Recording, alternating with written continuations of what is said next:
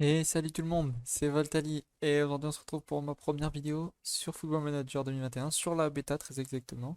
Donc cette vidéo c'est pour vous faire vite fait un petit récapitulatif de mon ressenti sur cette bêta, donc à travers ma première partie et ma seule partie que j'ai fait sur cette bêta.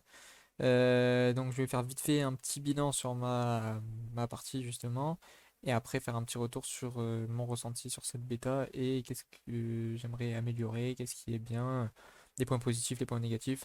On va faire tout ça très vite, mais de façon à ce que vous compreniez très bien mon ressenti. Pour ce qui est de ma partie, donc j'ai utilisé ces tactiques pendant quasiment toute la première saison, que j'ai peaufiné petit à petit, mais c'est cette tactique que j'ai utilisée.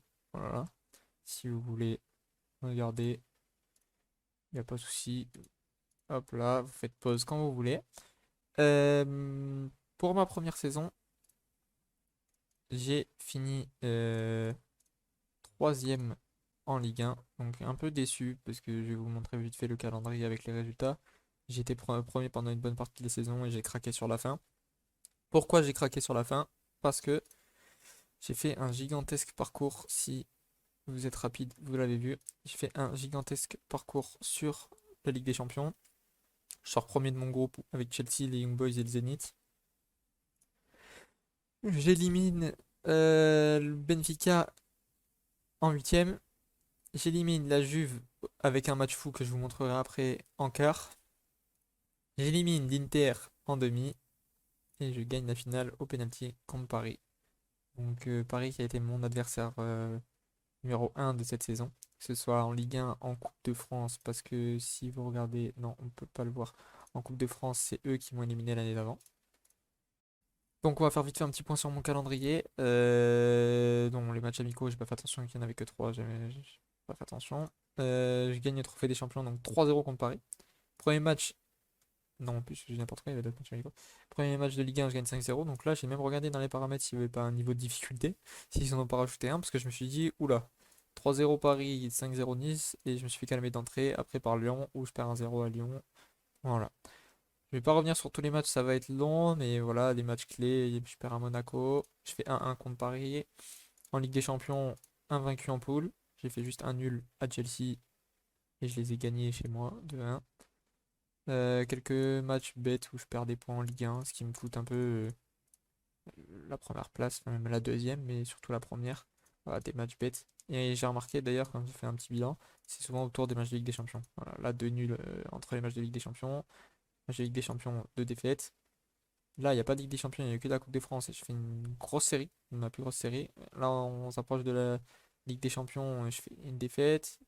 Ligue des Champions, défaite nulle, nulle, voilà. Et là, j'arrive en fin de saison où moi j'ai la demi-finale et la finale par rapport aux autres équipes. Et là, je perds des points qui me sont cruciaux en fin de saison, qui me coûtent la place. Mais bon, on va garder un bon souvenir de cette première saison avec la victoire en Ligue des Champions, la deuxième pour l'Olympique de Marseille et toujours le seul club français à en avoir. Mais bon, ça, on va passer pour nos amis parisiens et lyonnais. On va faire vite fait un petit bilan sur mes transferts. Voilà, ou première saison, donc Jack Wilshere et Renato Santos. Jack Wilshere connu tout le monde, mais Renato Santos peut-être un peu moins. Voilà pour doubler Thauvin. Et là pour doubler au milieu. En défenseur droit, le gros problème de l'OM, où il n'y avait que Sakai qui est déjà assez léger.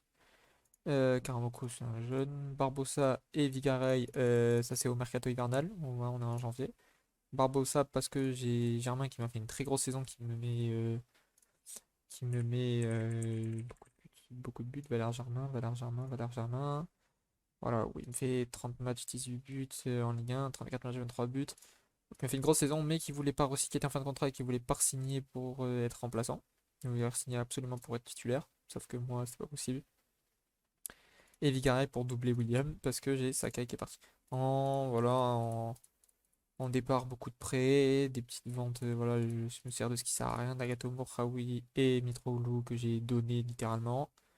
Sakai et Benedetto qui partent. Non, Sakai qui part au mercato hivernal, Benedetto c'est fin de saison.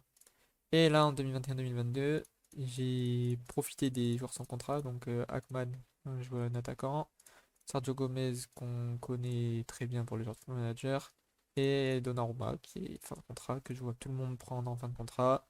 C'est normal, même si ça m'embête un peu son jeu au pied, il est jeune, son salaire aussi, mais bon, c'est un très bon joueur. Barrenetxea, qui est une bonne surprise. Bon, là, il me fait pas un très bon début de saison, mais qui est deuxième. Je l'ai recruté parce que je l'ai vu deuxième au prix du Next Gen, donc des jeunes pour la saison d'avant, et j'avais besoin de quelqu'un pour remplacer Payet à ce poste-là. Tsimikas qui a été stérilisé, transféré avec Liverpool. Lende, c'est un défenseur qui va doubler. J'avais envie d'un gros défenseur central, donc j'ai pris Edson Alvarez, qui peut jouer aussi un peu plus haut. Donc au moins, ce qui est bien, c'est que j'ai le même profil que Camara. Je peux permuter les deux. Wilson, parce que j'ai besoin d'un mec polyvalent, que ce soit au milieu devant, il peut même jouer dans l'axe.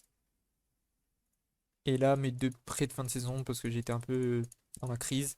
Sarr, parce que Alvaro a voulu se barrer. Et Estevez, parce que j'en avais marre de Villarreal, celui que j'avais pris un an avant, 6 mois avant. Et au niveau des départs, Strootman, Amavi, Santos, Alvaro, Payet, voilà. Voilà pour ma saison. On est passé vite fait, je vais pas m'attarder plus sur ça. Maintenant, je vais vous parler un peu de mon ressenti quand même sur cette bêta, on est là pour ça. Donc pour cette bêta, déjà les points négatifs. On va commencer par les points négatifs, au moins on termine par le positif. On va commencer par ce qui est revenu à peu près chez tout le monde dans la communauté Football Manager. Euh, la bêta est peut-être un peu trop facile, le niveau de difficulté était un peu trop facile. Si je gagne la Ligue des Champions avec l'Olympique de Marseille dès la première saison, sans avoir fait vraiment de grosses recrues quand on connaît les effectifs qu'il y a en face, c'est qu'il y a peut-être un petit souci. Je peux avoir énormément de réussite, mais pour gagner la Ligue des Champions, il en faut quand même beaucoup. Donc bon, après, on peut compenser, on peut les pardonner. C'est une bêta, on est là pour découvrir le jeu.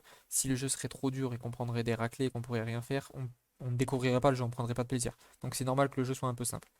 Ensuite, trop de blessures. Moi, j'ai encore été assez chanceux. J'ai eu que Kaleta Tchar qui m'a manqué sur la fin de saison, vraiment en grosse blessure. Sinon, j'avais énormément de blessures, de petites blessures, mais énormément de blessures quand même.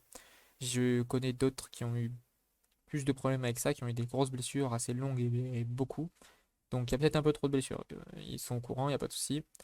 J'ai remarqué, moi, j'ai pas trop remarqué chez les autres, pour moi j'ai eu trop de cartons. Alors pourtant je fais pas de jeu agressif, j'ai pas mes tactiques, mes consignes sont pas agressives. Mais par exemple, je vais vous prendre un exemple, j'ai remarqué c'est assez flagrant. Bouba Camara, la saison dernière, il prend 22 cartons jaunes. Alors ce qui est anecdotique, c'est que j'ai pris 0 carton rouge. Mais j'ai pris énormément de cartons jaunes. J'ai pris une flopée de cartons jaunes. Camara, c'est celui qui en a pris le plus, mais il y en a d'autres qui en ont pris. Donc voilà, à voir, c'est pas si grave que ça non plus, mais c'est un point que j'ai noté. Autre point que j'ai noté, mais qui va un peu concorder avec un point positif, donc ça va faire la transition. Le jeu est extrêmement réaliste, donc c'est très bien. Ils ont pris le choix, et moi je trouve que c'est un très bon choix de ne pas mettre le Covid dans le jeu. C'est très bien parce que sinon on aurait été très casse-tête et au moins ça nous permet, voilà, comme eux, le choix, ils ont exprimé ce choix pour sortir un peu de cette réalité qui est un peu chiante pour tout le monde. Donc au moins, ils ont quand même très bien reproduit le jeu, même sans mettre le Covid. Et tout ça passe par justement une règle, donc en Ligue 1, où on avait le droit à 9 remplaçants et donc 5 changements. Cette règle est super. On peut faire beaucoup plus de changements tactiques que liés à la fatigue. C'est super, vraiment, j'ai adoré J'ai pris beaucoup de plaisir avec cette règle-là.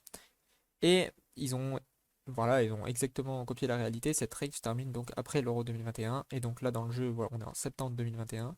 Donc il n'y a plus cette règle-là. J'ai donné le droit qu'à 7 remplaçants, dont 3 changements. Et je trouve ça un peu dommage. Même si c'est pas de leur faute, ils ont copié la réalité. Mais je me demande si ce serait pas possible d'ajouter un fait dans le jeu qui est un moment où bah, on peut changer, comme on avait l'année dernière avec la Coupe du Monde 2022, où elle était souvent délocalisée. Elle était souvent plus au Qatar. Voilà, donc il y avait un effet, un fait marquant du foot, du calendrier, qui était changé. Donc pourquoi pas là ajouter la possibilité, que ce soit pas à 100%, parce que comme pour la Coupe du Monde au Qatar, c'était pas à 100%, qui est la possibilité que cette règle soit gardée pour une année de plus ou pour adopter pour toute la vie, ce qui, je pense, va être dans le foot d'aujourd'hui. Donc voilà, les seuls points négatifs que j'ai remarqués, ils sont très légers. Et justement, ça va enchaîner sur les points positifs que justement j'ai pris énormément de plaisir sur cette bêta. J'ai pris énormément de plaisir. J'ai très hâte que le jeu sorte pour encore plus faire encore plus de parties, ma vraie partie, que ce soit une en live, une sur YouTube, une en multi.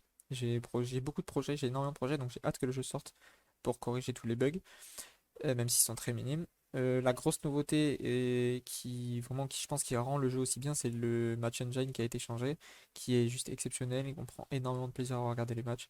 C'est juste trop bien. Et voilà, et j'ai noté l'adaptation à la réalité. Ils sont très bien adaptés à la réalité, même si c'était très compliqué, que ce soit au niveau des notes, au niveau de tout ça, parce que bah, le foot a été arrêté pendant un bon moment. Le choix de ne pas mettre le Covid dans le jeu, pour moi, c'est très bien. Donc voilà, donc le gros bilan, c'est que je suis trop content de cette bêta, j'ai hâte, je suis très hype, j'ai fini une saison en 4 jours, je suis un peu calmé sur la fin parce que j'ai touché à d'autres jeux, mais j'ai hâte le 24 novembre que le jeu sorte pour continuer tous mes projets. C'est tout pour moi, j'espère que j'ai pas été trop long, que je vous ai bien résumé. Dites-moi en commentaire si vous avez ressenti les mêmes problèmes que moi ou les mêmes points positifs que moi sur cette bêta, si vous l'avez testé. Si vous ne l'avez pas testé, dites-moi si justement je vous ai convaincu à prendre le jeu, parce que pour moi c'est un peu ce que je veux faire. Franchement, j'ai envie de vous convaincre à prendre ce jeu parce qu'il est juste exceptionnel. Et on se retrouve très bientôt avec de nouveaux projets.